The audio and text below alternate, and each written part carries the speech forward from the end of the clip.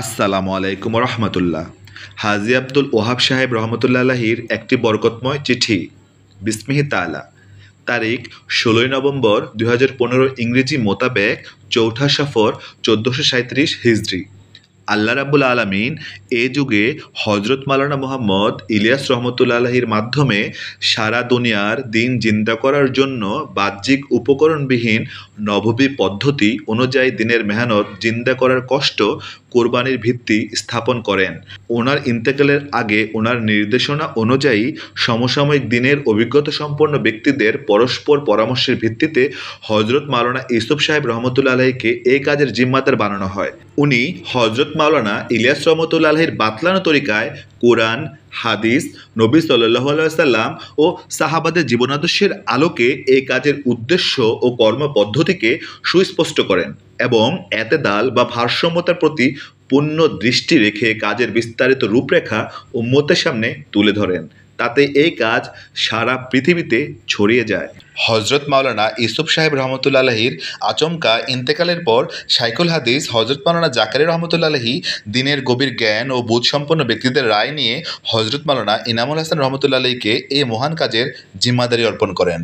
উনি সর্বত্র কাজের পদ্ধতির সংরক্ষণ করেন এবং ক্রমসম্প্রসারণশীল কাজের মৌলিক পদ্ধতির সংরক্ষণকল্পে সহকর্মী বন্ধুদের পরামর্শ নিয়ে বিভিন্ন দেশে শুরা পদ্ধতি চালু করেন। কোথাও আমিরের অধীনে শুরা, আর কোথাও শুরা সদস্যদের পালাক্রমে ফয়সাল হওয়ার তরতিব। এছাড়াও বিশ্বময় বর্ধনশীল কাজের দেখভাল ও উন্নতির জন্য 10 সদস্য বিশিষ্ট নিজের কেন্দ্রীয় শুরা গঠন করেন, যারা হজরতজি রহমতুল্লাহ আলাহির তত্ত্বাবধানে প্রত্যেক জায়গার শুরা ও কাজ নিয়ে চলনেওয়ালা সাথীদের আশ্বস্ত রেখে কাজ করছিলেন। হজরতজির ওফাতের পর ওই শুরারা সেভাবে কাজ চালিয়ে যান যেভাবে 3 হজরত কাজ করে গিয়েছেন। নভেম্বর ২০১৫-এ নিজামুদ্দিন, রায়ভেন্ড, বাংলাদেশ ও অন্যান্য দেশের পুরনো জিম্মাদাররা এই প্রয়োজনীয়তা অনুভব করেন যে হজরতজির বানানো শুরাকে পরিপূর্ণ করা হোক, যার 8 সদস্যের ইন্তেকাল হয়েছে এবং মাত্র 2 জন বাকি আছেন। এতে কাজের হেফাজত হবে। যখন কোনো সংযোজন বা পরিবর্তনের প্রয়োজন হবে তখন এই শুরাদের সম্মিলিত সিদ্ধান্ত হবে, কেননা এতে ঐক্য বজায় থাকবে। নিজামুদ্দিন, রায়ভেন্ড ও কাকরাইলে কোনো তরতিব এই শুরাদের ঐক্যমত ছাড়া শুরু করা যাবে না।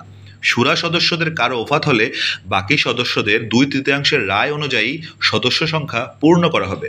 এতে শুরার অস্তিত্ব বর্তমান থাকবে এবং এই মোবারক কাজ পুরো উম্মতের সমষ্টিগত কাজ হিসেবে বাকি থাকবে।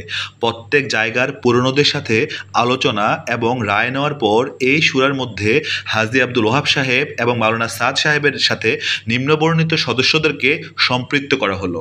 আগামীতে এই শুরা 13 সদস্য বিশিষ্ট থাকবে ইনশাল্লাহ। 1. মাওলানা ইব্রাহিম দেওলা নিজামুদ্দিন। 2. মাওলানা ইয়াকুব সাহেব নিজামুদ্দিন। 3. মাওলানা আহমেদ লাট সাহেব নিজামুদ্দিন। 4. মাওলানা জুবাইরুল হাসান নিজামুদ্দিন। 5. মাওলানা নাজরুর রহমান সাহেব রায়ভেন্ড। 6. মাওলানা আব্দুর রহমান সাহেব রায়ভেন্ড। 7. মাওলানা আবদুল্লাহ খুরশেদ সাহেব রায়ভেন্ড। 8. মাওলানা জিয়াউল হক সাহেব রায়ভেন্ড। 9. কারি জুবাইর সাহেব কাকরাইল। 10. মাওলানা রবিউল হক সাহেব কাকরাইল। 11. ভাই ওয়াসিফুল ইসলাম সাহেব কাকরাইল।